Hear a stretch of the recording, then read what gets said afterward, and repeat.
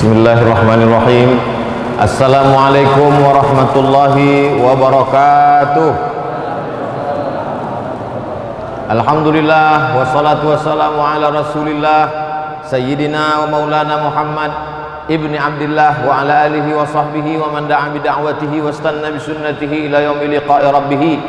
Jamaah Masjid Maska Markaz Islami Bangkinang, Kabupaten Kampar, Provinsi Riau, yang hadir pada malam hari ini, pada malam yang ketiga Ramadan, maupun yang mengikuti program ini melalui streaming, melalui YouTube, melalui berbagai macam program, insya Allah baik yang langsung maupun tak langsung semuanya mendapatkan kemuliaan dari Allah Subhanahu wa Ta'ala. Amin ya Rabbal Alamin.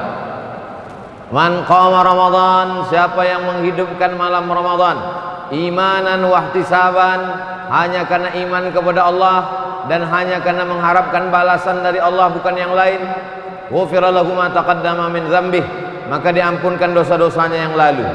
Di antara cara menghidupkan malam Ramadan, salat maghrib berjamaah, salat isya berjamaah, setelah itu tarawih, setelah itu witir, setelah itu tadarus atau kajian, setelah istirahat sejenak tidur, lalu kemudian bangun malam, sholat sunat wudhu, sholat sunat taubat, sholat sunat hajat, sholat sunat tahajud, sholat sunat mutlak, memperbanyak zikir, istighfar, tahmid, tahlil, lalu kemudian sholawat, afdalul zikri la ilaha illallah Muhammadur Rasulullah. Itulah diantara yang diajarkan sunnah Rasulullah SAW supaya malam-malam ini tetap mendapatkan qiyam. Qiyam artinya tegak, artinya tidak memejamkan mata. Kalau bulan-bulan sebelumnya kita sibuk dengan tidur, maka pada malam-malam bulan Ramadan ini dihidupkan dengan amal-amal. Adapun pada malam hari ini kita akan mengkaji satu hadis Nabi Muhammad SAW. Hadis ini disebutkan dalam kitab Sunan Ibni Majah. Ada 6 kitab Ahlus Sunnah wal Jamaah yang menjadi pegangan Ahlus Sunnah wal Jamaah. 2 sahih, 4 sunan. Sahih Bukhari, Sahih Muslim. 4 sunan, awalnya Abu, akhirnya Ibnu. Abu Dawud, Nasai, Tirmidzi, Ibnu Majah. Imam Ibnu Majah Al-Qazwaini. Qazwaini dari Teluk Qazwain. Qazwain itu tulisan Latinnya Caspian Sea, Bahrul Qazwain. Bahrul Qazwain itu sekarang terletak di antara Azerbaijan dengan Rusia. Begitulah Islam. Kalau kau berilmu walaupun bukan orang Arab, maka engkau akan tetap dikenang sepanjang zaman. Imam Ibnu Majah Al-Qazwaini menulis satu kitab, isinya sunnah-sunnah Rasulullah. Kalau satu sunnah, kalau 2 sunnatani, kalau banyak sunan. Sunan karena di dalamnya ada hadis-hadis Nabi, sunnah-sunnah Rasulullah sallallahu alaihi wasallam. Adapun hadis yang akan kita kaji malam ini terdapat dalam kitab Sunan Ibnu Majah, diriwayatkan dari sahabat Nabi bernama Abdus Syams, Abdu hamba, Syams matahari. Abdus Syams hamba matahari. Nama ini tak baik, mengandung syirik, maka dirubah Nabi namanya menjadi Abdurrahman. Nama ayahnya Sakhar, nama kampungnya di Yaman Daus, maka nama lengkapnya Abdurrahman bin Sakhar Ad-Dausi. Dia masuk Islam pada tahun ke-7, terlambat masuk Islam. Yang lain masuk Islam ketika di Makkah, yang lain masuk Islam menjelang hijrah. Dia masuk Islam setelah 7 tahun pindah ke kota Al-Madinah Al-Munawwarah. Datang dia dari Yaman, menyeberang sampai ke Madinah, menjumpai Nabi, masuk Islam. Tapi walaupun dia terlambat masuk Islam, dia bersama Nabi hanya 3 tahun saja. Masuk Islam tahun ke-7, Nabi meninggal tahun ke-11 bulan Rabiul Awal. Hanya 3 tahun 3 bulan. Tapi hadis yang paling banyak direwayatkan oleh sahabat Nabi adalah Abu Hurairah. Dia Abdurrahman, tapi karena selalu membawa anak kucing, maka Nabi memanggilnya ya Abahir, wahai engkau orang yang selalu membawa kucing. Karena dia orang yang punya berhati lembut, penyayang kepada binatang. Ya Abahir, wahai engkau orang yang sayang kepada kucing. Maka populerlah nama dia dengan nama Abu Hurairah. Nabi SAW sebelum menyampaikan hadis, di atas pasir. Man bassata ridaahu, siapa yang mau membentangkan sorbannya, kata Nabi, ke atas pasir ini, hatta ulqiya maqalati hadza, sampai ku sampaikan hadisku ini, fala yansa ma sami'a minni abada. Siapa yang mau membentangkan sorbannya, ku sampaikan hadis-hadisku ini, maka dia tidak akan lupa apa yang dia dengar sampai dia mati. Mendengar hadis itu langsung Abu Hurairah membentangkan sorbannya, lalu Nabi menyampaikan hadis-hadis. Setelah itu dia menggulungnya, maka sejak itu dia tak lupa hadis-hadis yang disampaikan Nabi Muhammad sallallahu alaihi wasallam. Itu salah satu mukjizat Nabi, bahwa hadisnya terjaga, terpelihara sampai hari ini, sampai hari kiamat, karena sahabat itu diberikan kekuatan akal, kecerdasan di antara sahabat-sahabat. Walaupun Abu Hurairah sahabat yang paling banyak meriwayatkan hadis, tapi dia mengaku ada orang yang lebih banyak lagi hafalannya daripada aku. Siapa dia? Abdullah bin Amr bin As radhiyallahu anhuma. Ada gubernur Mesir, sahabat Nabi, namanya Amr bin As. Amr bin As punya anak laki-laki namanya Abdullah. Abdullah bin Amr bin As radhiyallahu anhuma. Aku banyak menghafal, kata Abu Hurairah, tapi Abdullah bin Amr bin As lebih banyak lagi hafalannya. Kenapa? Li'annahu la yaktub wa ana la aktub. Li'annahu yaktub, karena dia menulis sedangkan aku tidak menulis. Suatu ketika orang-orang Arab berkata, kenapalah engkau tulis hadis itu wahai Abdullah bin Amr bin As? Kenapa kau tulis hadis-hadis Nabi itu? Datanglah Abdullah bin Amr bin As menjumpai Nabi Muhammad sallallahu alaihi wasallam. Ya Rasulullah, mereka berkata, kenapa kau tulis? Apakah yang ada yang perlu kutulis, ada yang tak perlu kutulis? Apa kata Nabi sallallahu alaihi wasallam? Uktub, tulis. Wallahi, demi Allah, ma yakhruju minhu illa haq. Semua yang keluar dari mulutku ini hak. Tulislah. Itu menunjukkan bahwa ada sahabat Nabi itu yang mengingat dengan akalnya, Abu Hurairah. Tapi ada sahabat Nabi itu yang mengingat dengan akal dan tulisannya. Itulah dia Abdullah bin Amr bin As dan sahabat-sahabat yang lain. Zaman sekarang umat Islam menjaga hadis tidak dengan akalnya, tidak pula dengan mulutnya, cukup dengan handphonenya. Sehingga ketika handphone itu hilang, hadis itu pun hilang juga. Jamaah yang dimuliakan Allah Subhanahu wa taala. Hadisnya dalam Sunan Ibnu Majah, diriwayatkan oleh sahabat Nabi Abdurrahman bin Sakhar Ad-Dausi Abu Hurairah radhiyallahu anhu. Status hadisnya hadisun hasan. Hadis yang paling tinggi sahih, di bawah sahih hasan, di bawah hasan dhaif. Sahih dengan hasan tak ada ikhtilaf antar ulama, boleh dijadikan dalil hukum. Dhaif 5 syaratnya baru boleh diriwayatkan. Bukan dalam masalah halal haram, bukan dalam masalah akidah, tidak ada periwayatnya yang kadzab, pendusta, penipu, pembohong, masih bernaung di bawah hadis sahih, dan dia untuk fadail a'mal. Kalau ada ustadz yang berceramah, Ramadan ini awaluhu rahmah, awsatuhu maghfirah, akhiruhu itqum minan nar, 10 pertama rahmat, 10 kedua ampunan, 10 ketiga jauh dari api neraka. Hadisnya dhaif, tapi masih cukup 5 syarat. Dia bukan dalam masalah halal haram, dia bukan dalam masalah akidah, masih bernaung di bawah hadis sahih, tidak ada periwayatnya yang kadzab, pendusta, penipu, pembohong, dan dia untuk fadail a'mal. Maka silakan, Allahumma barik lana fima razaqtana wa qina azabannar. Hadis dhaif, tapi masih boleh diamalkan karena masih cukup 5 syarat. Tidak dalam masalah halal haram, bukan dalam masalah akidah, tidak ada periwayatnya yang kadzab, pendusta, penipu, pembohong, dan dia masih bernaung di bawah hadis sahih untuk fadail a'mal. Allahumma laka sumtu wa bika amantu ala rizqika aftartu bi rahmatika ya arhamar rahimin. Hadis dhaif, tapi masih boleh diamalkan karena bukan dalam masalah halal haram, bukan dalam masalah akidah, tidak ada periwayatnya yang kadzab, penipu, pendusta, pembohong, dan dia masih bernaung di bawah hadis sahih dan untuk fadail a'mal. Kenapa Ustaz ulang-ulang sampai 3 kali? Biar ingat. Diulang aja tak ingat, apalagi tak diulang.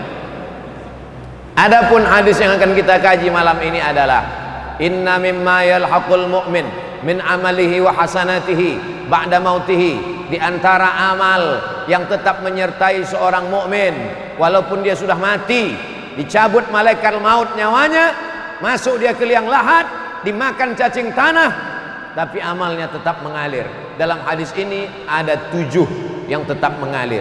Bagi yang mencatat, anak-anak sekolah, 7 amal tetap mengalir setelah mati menghadap Allah Subhanahu wa ta'ala. Yang pertama, ilman 'allamahu wa nasyarahu, ilmu yang diajarkan dan disebarkan. Cobalah tengoknya adilnya Nabi Muhammad SAW. Seandainya Nabi mengatakan yang mengalir itu hanya ilmu yang diajarkan, betapa sedihnya kita yang bukan buya, bukan kiai, bukan tuan guru, bukan alim ulama, bukan profesor doktor, bukan buya. Kami tak pernah mengajar, tapi di situ dibuatnya dua, allamahu wa nasyarahu. Bukan mengajar saja, tapi ada satu lagi, nasyarahu. Apa arti nasyarahu? Share. Yang sanggup mengajar, mengajar. Tak sanggup mengajar, share. Share saja ilmu ini banyak-banyak. Like and share. Banyak sebarkan. Begitulah hebatnya. Dia bukan ustadz, bukan alim ulama, tapi ikut merekam kajian malam ini dengan kamera. Yang resmi dua, yang tak resmi banyak. Dia sebarkan. Maka itu pun ikut dalam kategori allamahu wa nasyarahu. Kira-kira Ustadz Nazri yang mengimami kita tadi, berapa murid yang sudah khatam Al-Quran dengan beliau, berapa yang sudah hafal juz 30 dengan beliau, berapa yang tahu idgham, ikhfa, qalqalah, gunnah bila gunnah, makharijul huruf, sifatul huruf, bagaimana huruf fa, bagaimana huruf a, bagaimana huruf za. Berapa imam yang sudah diseleksi beliau, berapa imam yang lulus fit and proper test kabupaten kota Pekanbaru, musabaqah tilawatil Quran. Allamahu wa nasyarahu. Kalau sudah disebut ilmu, banyak kita berkecil hati.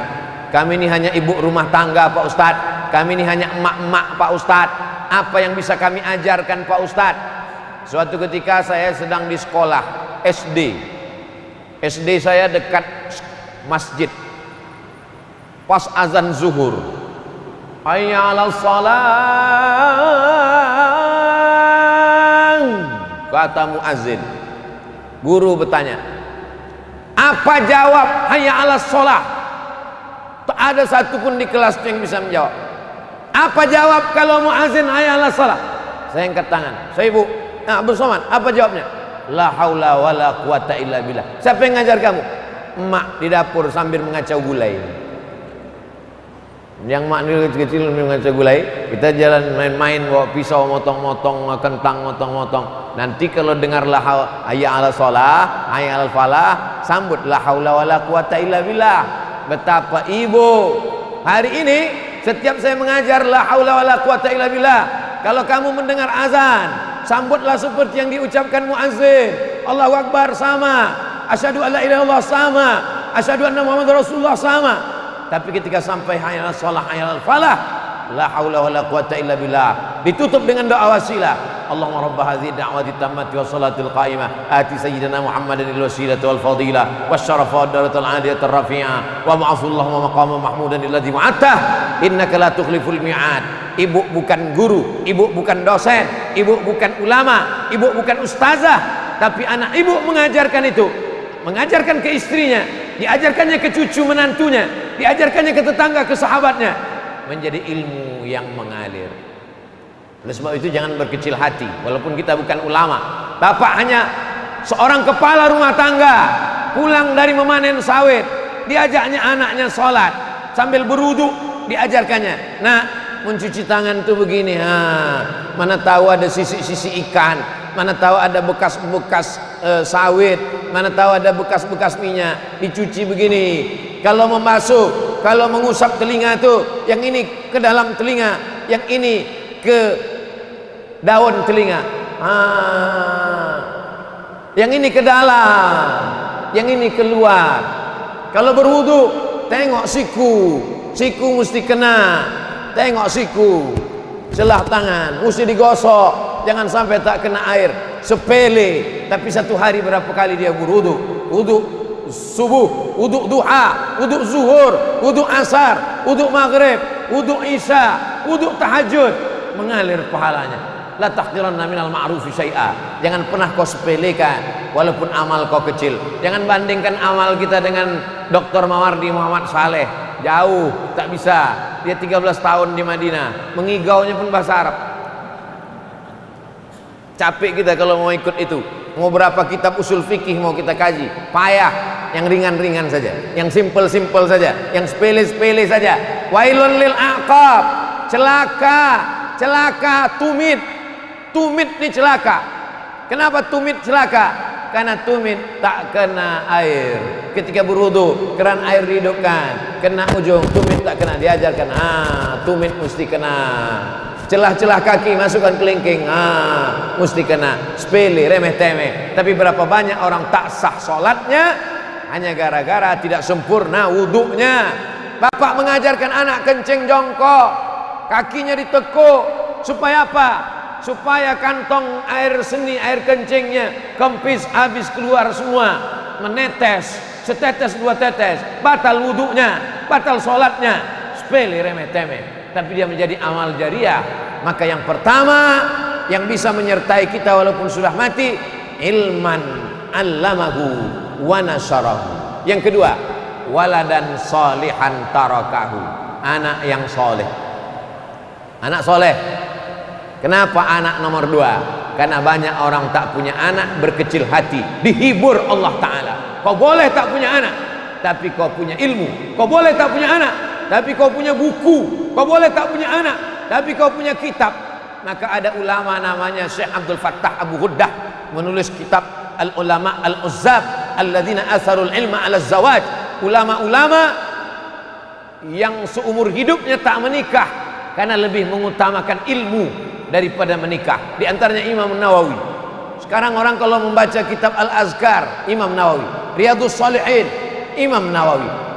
Raudhatul Talibin wa Umdatul Muftin, Imam Nawawi. Baca Sahih Muslim, tak paham isinya, baca syarahnya Al-Minhaj, syarah Sahih Muslim Ibn Al-Hajjaj, Imam Nawawi.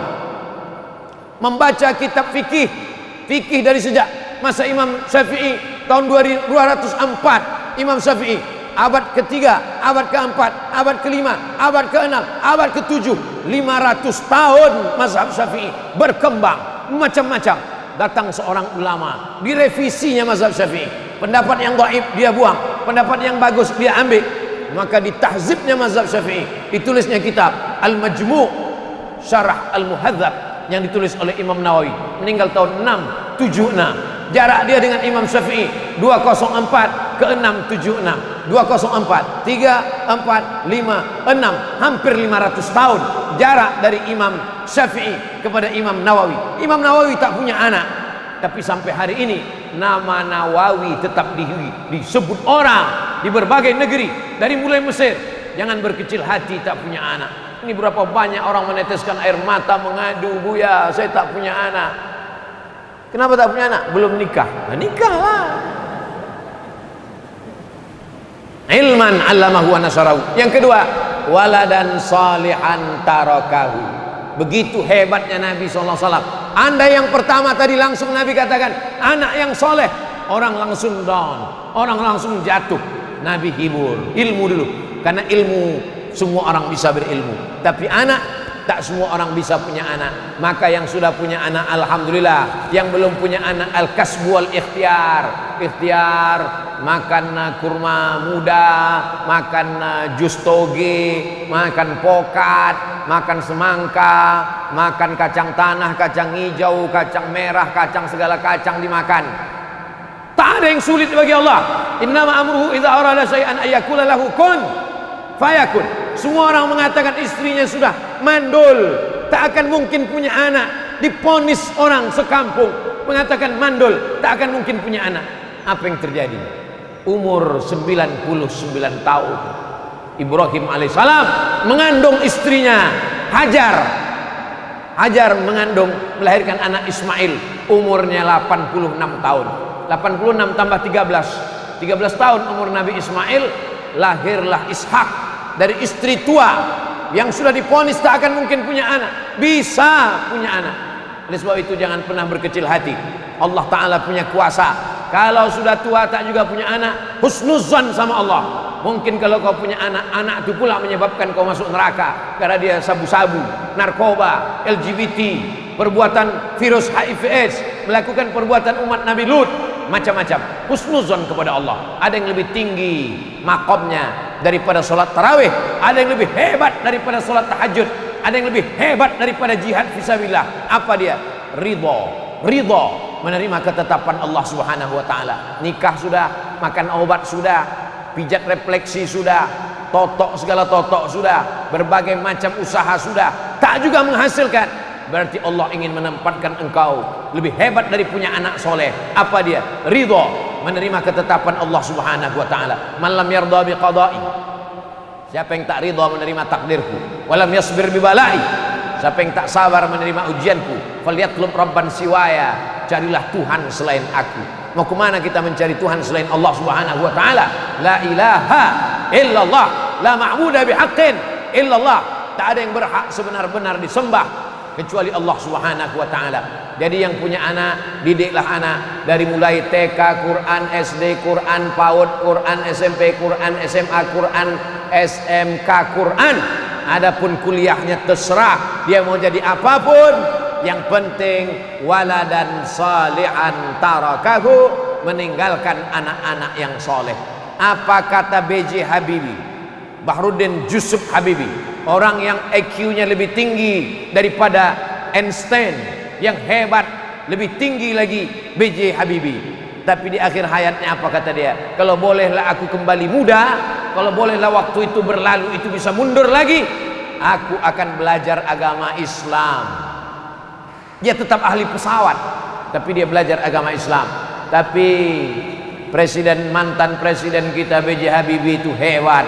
Walaupun dia bukan ahli agama Islam, tapi berapa perjuangan dia untuk Islam. Ikatan Cendekiawan Muslim Indonesia, slogan Imtak dan Imtek.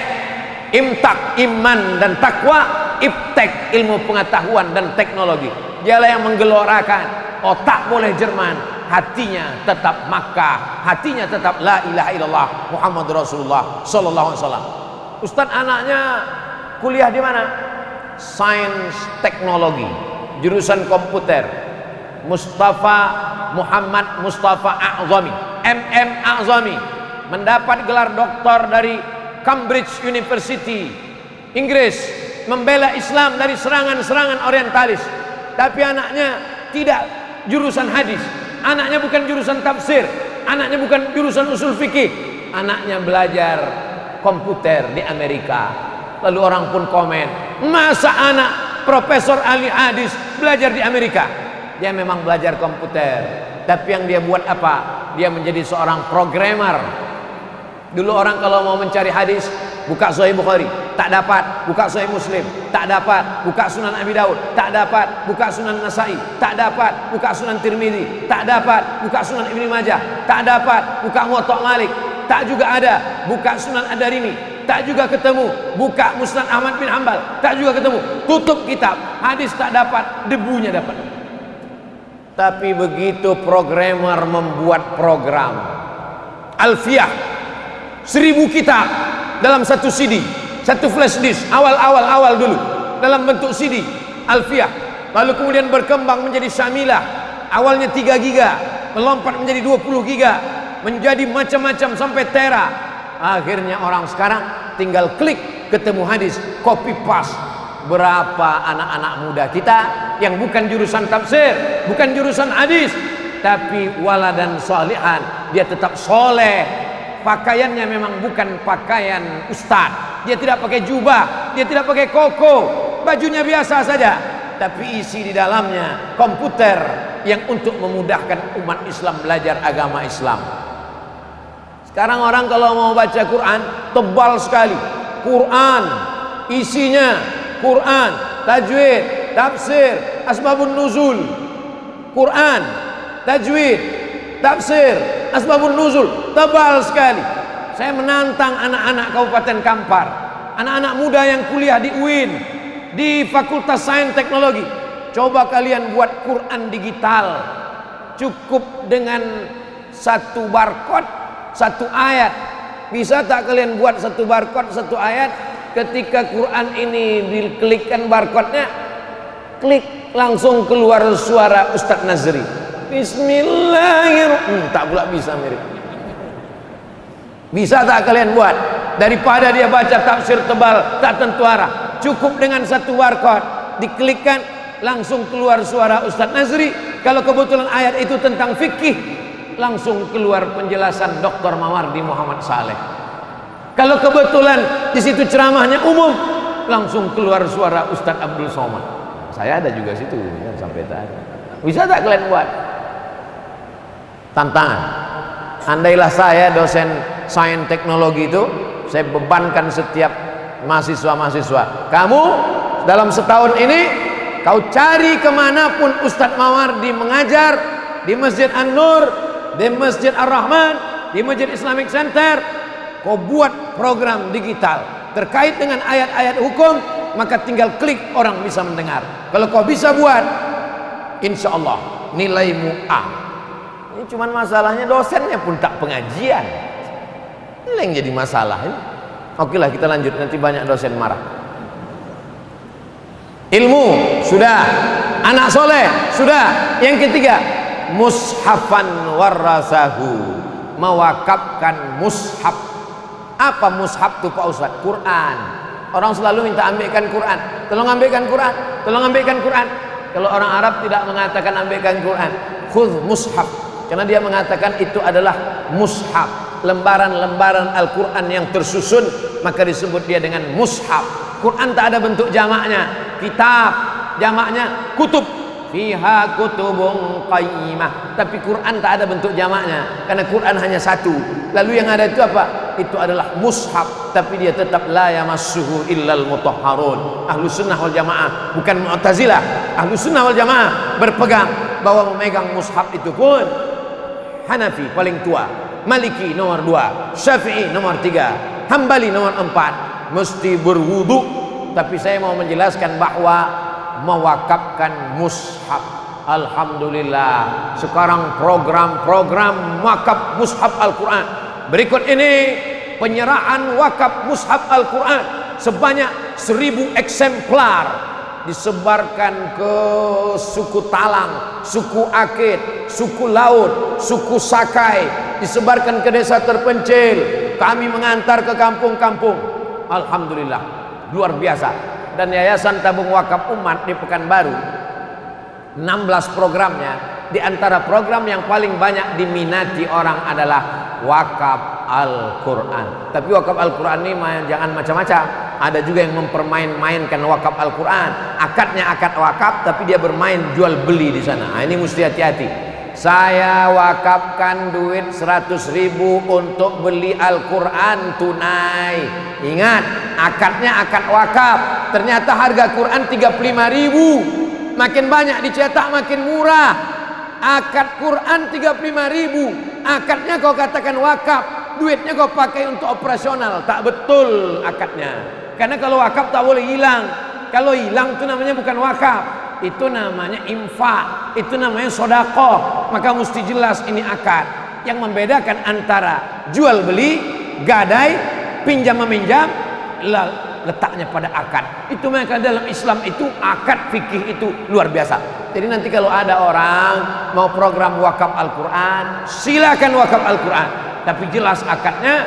Ingat, banyak orang yang berniat baik, tapi berniat baik ini disalahgunakan oleh orang-orang yang tidak baik. Tapi kita tidak pernah taubat berbuat baik. Jangan sampai hanya karena 1-2 orang yang mempermainkan wakaf, lalu kemudian kita taubat berbuat baik. Saya taubat minum khamar, bagus. Saya taubat berzina, bagus. Saya taubat korupsi, bagus. Saya taubat sedekah, jangan. Ini umat ini banyak sekarang. Taubat saya pengajian Pak Ustaz, jangan. Kita tetap berbuat baik. Maka silakan wakaf Al-Quran. Ustaz Abdul Somad ini cuman ceramah aja, wakaf Quran. Ustaz sendiri pernah tak wakaf Quran? Waktu meninggal almarhumah mak saya wakafkan Al-Quran, kalau tak salah 5.000 eksemplar. Tapi bukan duit saya. Assalamualaikum Pak penerbit Bandung. Waalaikumsalam. Saya mau cetak 2.000 Quran untuk wakaf mak saya meninggal, boleh tak? Boleh, kata dia.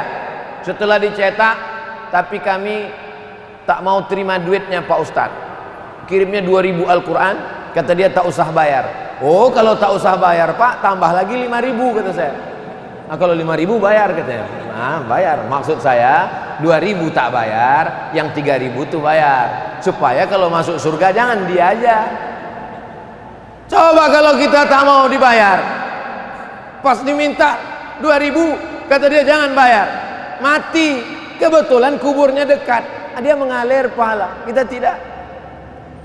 Setiap pagi, setiap sore, setiap malam Quran itu dibagikan, dikirim pakai pos dari Sabang sampai Papua. Pondok pesantren ke Papua kami kirim, ke Makassar kami kirim, ke Banjar kami kirim. Supaya apa? Pesantren, rumah tahfiz, rumah Quran, anak yatim, fakir miskin, duafa, jompo. Yasin sudah terlalu banyak. Saya singgah ke masjid, ke surau, ke langgar musola, Yasin berserak-serak. Yasinnya udah hancur, fotonya yang ada, foto selfie pula tuh. Maka kalau yang selama ini buat Yasin, bukan saya katakan tak bagus, bagus, mantap, tapi udah terlalu banyak. Kalau budgetnya ada 2 juta, belikan Quran 200.000, 1 juta 5 Quran, 2 juta 10 Quran, 1 di rumah anak yatim, 1 di masjid, 1 di surau, 1 di langgar, 1 di musola. Di rumah tetap ada, jangan sampai di rumah kita tak ada Quran. Mushafan warathahu, mewakafkan Al-Quran. 4. Masjidan banahu, membangun masjid. Sanggup bangun masjid dengan duit sendiri, bangun. Tak sanggup bangun masjid dengan duit sendiri, pakai APBD. Contohnya mana? Masjid ini. Masjid ini luar biasa perkembangannya. Saya pertama pulang tahun 2008, dibawa ke masjid ini ceramah. Di bawah ini ember dulu, bocor. Sekarang alhamdulillah sudah tak bocor lagi, tapi lumutnya masih macam dulu. Saya ceramah di sini, pengajiannya hari Selasa subuh, membaca kitab At-Targhib wa Tarhib Al-Hafiz Al-Munziri 1000 lembar. Disuruh Ustaz Mawardi Abdul Somad mengajar, bacakan kitab Targhib wa Tarhib. Malam ba'da Isya, habis itu saya tidur di belakang, di kantor MUI. Belakang itu ada tempat tidur, berdua sama imam. Mana Pak Imam itu sekarang? Tuh, ada kamar di belakang tempat saya. Tidur di kantor MUI. Sekarang ini aja baru di hotel-hotel, dulu di kantor MUI. Apa itu yang dimuliakan Allah Subhanahu wa taala. Nah, maka oleh sebab itu bangunlah masjid. Insya Allah yang datang malam ini sebelum mati berniat bangun masjid. Tak yakin. Semua yang hadir malam ini, yang mendengar ceramah ini, yang mengikuti program ini, baik langsung tak langsung, sebelum kita mati kita insya Allah membangun masjid. Maka semangat cari duit, semangat terus. Yang jualan jual semua, tapi jangan sampai tanah orang kalian jual. Yang punya tanah kosong, tanam sawit, tanam gota, karamba ikan, usaha terus, jualan. Niatnya apa? Niat bangun masjid. Di Turki ada masjid, namanya aneh. Biasanya Masjid Al-Ikhlas, Masjid Al-Markas Al-Islami, Masjid At-Taqwa, Masjid Al-Jihad, Masjid Al-Muhajirin. Ini masjid namanya lain di Turki.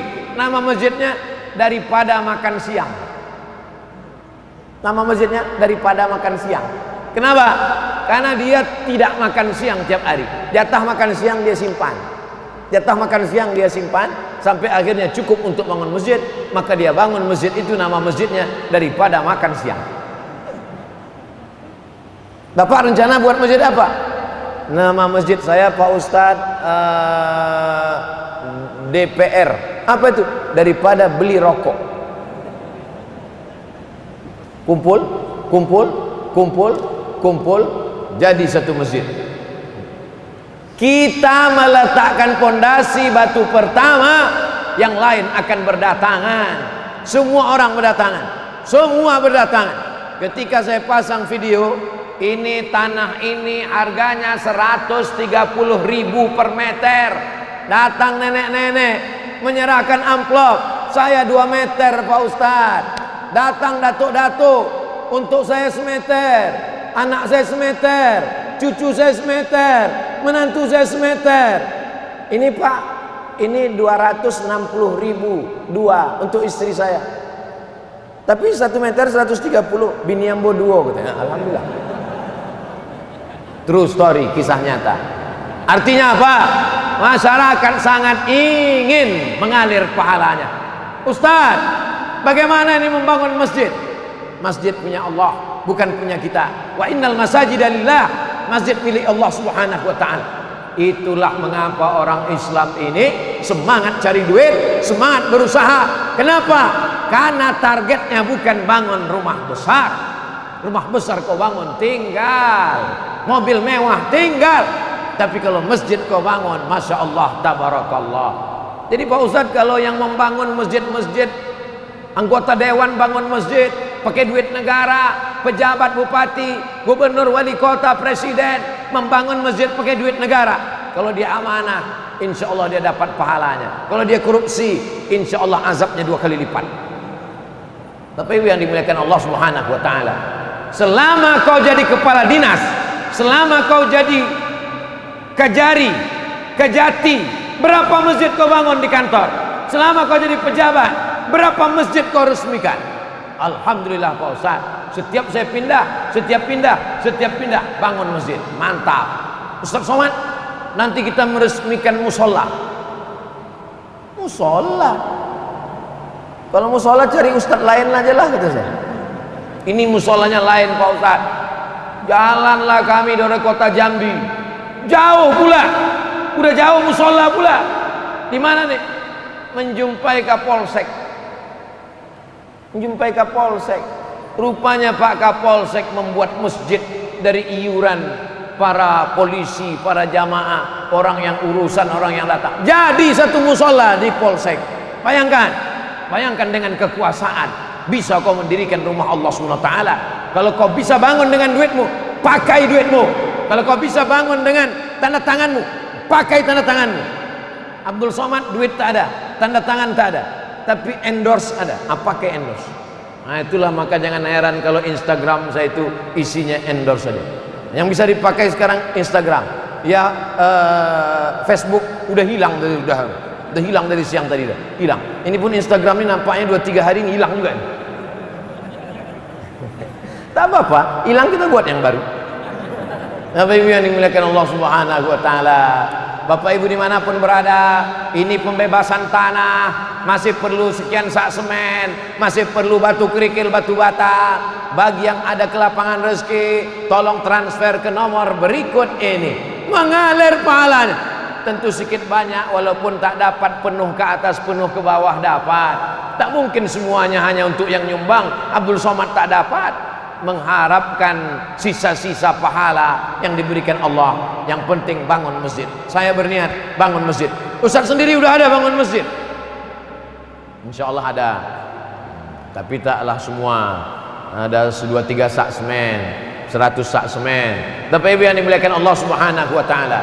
Yang kelima, baitan libni sabil banahu, membangun rumah untuk anak ibnu sabil, anak kampung, otaknya cerdas, tapi mau sekolah di Pekanbaru tak bisa, sewa kos mahal, sebulan 500.000. Ada pula kos 1 bulan sampai 1 juta, pakai AC, kamar sendiri, tempat tidur. Ada orang kaya. Ustaz Somad, saya punya kos-kosan 100 pintu, 3 pintu saya wakafkan untuk anak ibnu sabil. Mantap, inilah yang mengalir. 100 pintu rumah kosmu di daerah Panam, orang kuliah di sana, ada Undri, ada UIN, anak kuliah beribu orang. UIN aja mahasiswanya 30.000 orang. Tidak semuanya anak mampu, sebagiannya tinggal di masjid, sebagiannya mencari rumah kos-kosan. Bayangkan kalau ada kos gratis. Syaratnya cuman kau hafal Quran, berprestasi, IQ-mu tinggi, IP-mu 3,7 sampai 4, silakan tinggal di sini. 100 pintu rumah kos saya Pak Ustaz, 3 saya wakafkan fisabilillah. Mantap. Sampai sekarang belum ada lagi. Bapak Ibu yang dimuliakan Allah Subhanahu wa taala, kalau mau dicari duit juga dapat. Kalau mau cari rumah juga dapat. Kalau mau cari harta dapat. Tapi akhirat kau tak akan dapat. 100 rumah kosmu, begitu kau mati, anak, menantu, cucu, bini habis mengambilnya, tinggal semua. Tapi ada 3 yang kau buat situ, rumah kos wakaf. Syarat tinggal di sini anaknya cerdas, hafal Quran, IP 3,7 sampai 4. Itulah yang akan mengalir karena sudah memudahkan urusan. Lapang alam barzahmu, terang kuburmu. Gara-gara apa? Yang kelima, baitan libnis sabil banahu, membangun rumah untuk anak-anak ibnu sabil. Asal ibnu sabil ini orang putus belanja, datang dari Payakumbuh mau pergi ke Pekanbaru, berhenti di Bangkinang, putus belanja. Ibnu sabil namanya. Ibnu sabil ini dapat jatah zakat. Innamas shadaqatu lil fuqara wal masakin wal amilina 'alaiha wal mu'allafati qulubuhum wa fir riqab wal gharimin wa fi sabilillah wa ibnis sabil. Ibnu sabil, ibnu anak sabil jalan, dibacanya Quran. Ibnu sabil anak jalan, anak fang. Apa pula itu ibnu sabil? Ibnu sabil orang yang putus belanja. Sekarang tak bisa lagi karena macam-macam orang jadi penipuan semuanya. Betapa banyak kalau sudah dekat Ramadan anak ibnu sabil bermunculan. Berhenti dia di Masjid Simpang Bingung, dikatakannya dia putus belanja mau pergi ke luar kota. Habis itu naik bis lagi dia dari arah Sekijang, berhenti lagi di Kulim. Itu aja lah kerja dia 2 hari. Mengaku ibnu sabil, penipuan, penjahat, berkedok agama. Tak betul. Tapi kita jangan sampai tobat untuk beramal soleh. Kita buatkan baitan libnis sabil, rumah untuk anak ibnu sabil. Rumah jompo bisa, rumah anak yatim piatu bisa. Udah kusampaikan ya Allah. Memang kusampaikan di Masjid Markas Islami Bangkinang, Kabupaten Kampar, Riau. Tapi video ini ditonton orang seluruhnya. Saudara-saudaraku yang sedang bekerja di Hong Kong, bekerja di Bangkok, bekerja di Saudi Arabia, bekerja di Malaysia, di Brunei Darussalam, kalian buat rumah untuk ibnu sabil di kampung kalian. Buat rumah Quran, rumah Quran. Pagi anak belajar TK Quran, malam maghrib mengaji dari maghrib ke isya, sore ibu-ibu pengajian wirid yasin, mengalir pahalanya. Buatlah yang sibuk selama ini untuk membeli TV besar, kulkas besar, mobil besar, silakan kau beli. Tapi ingat, berapa banyak orang di kampung mati tak meninggalkan apa-apa. Abdul Somad tak ada kepentingan. Abdul Somad hanya ingin mengingatkan bahwa rezeki yang kita cari pergi pagi pulang petang, peras keringat banting tulang, tinggal yang tetap mengalir. Nih yang kelima. Yang keenam, nahran ajrahu, mengalirkan sungai. Sungai itu apalagi dialirkan? Sungai Kampar mengalir, Sungai Indragiri mengalir, Sungai Siak mengalir, Sungai Rokan mengalir. 4 sungai besar memotong pulau Sumatera dari pantai timur ke pantai barat, dari pantai barat ke pantai timur. Dipotongnya Riau ini 4 sungai, ujung Indragiri, Kampar, Siak, paling ujung Sungai Rokan, Rokan Hulu, Rokan Ilir. Untuk apa lagi mengalirkan sungai? Mengalirkan air. Alhamdulillah sudah dibangun sumur bor sebanyak 61 titik. Bayangkan itu, 61 titik sumur bor. Satu sumur bor berapa itu? Tanya orang perumahan, dia yang tahu karena dia banyak buat sumur bor. 61 titik sumur bor sudah dibuat. Siapa yang membuat? Apa namanya, Bu ya? KKB, Komunitas Kampar Berbagi. Bukan Nambo, mudah. Ya Rasulullah, ya ummi matat, emak saya mati, emak saya meninggal. Apa atas sedekah anha? Kalau saya bersedekah untuk emak saya, apakah pahalanya sampai? Kata Nabi, tasaddaq, silakan sedekah engkau untuk almarhumah emak, silakan sampai. Ayu sadaqatu afdal, apa sedekah yang paling afdal? Kata Nabi, sakyul ma, memberi air minum. Sedekah paling afdal memberi air minum. Sedekah yang sudah dikasih mesti diminum. Bismillahirrahmanirrahim.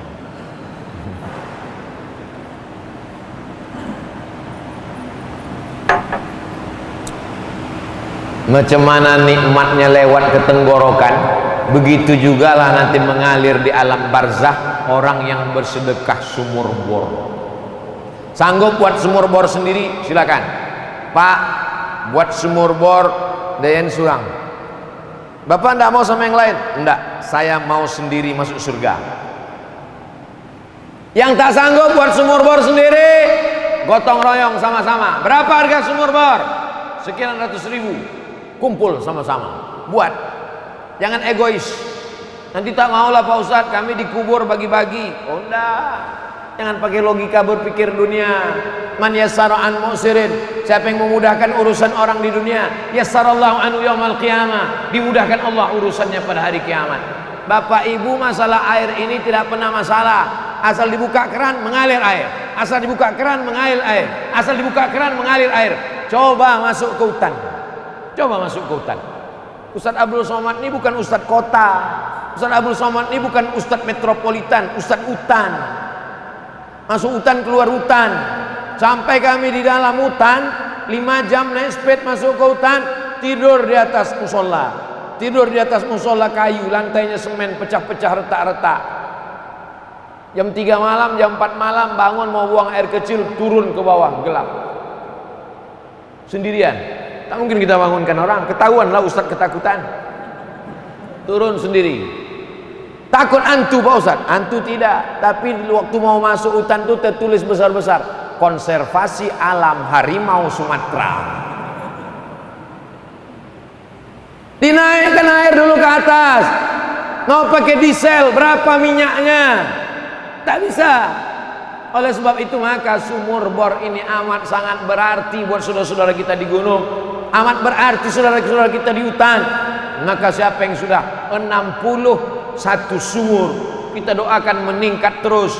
Yang mau buat sumur bor silakan datang, komunitas Kampar Berbagi. Kami baru saja pulang dari wisata alam surga yang tersembunyi Batu Tilam. Pak Kadesnya ada sekarang di sini. Sengaja tak saya tunjukkan, nanti banyak yang mau wawancara. Bapak Ibu yang dimuliakan Allah Subhanahu wa taala, maka ini peluang kita untuk membuat sumur bor, sumur bor, sumur bor. Pondok pesantren, santrinya 1000, WC-nya 3. Bayangkan berapa yang ngantri. Berapa banyak orang yang buang air kecil, buang air besar di bawah pokok kelapa. Patutlah kelapa muda itu masin.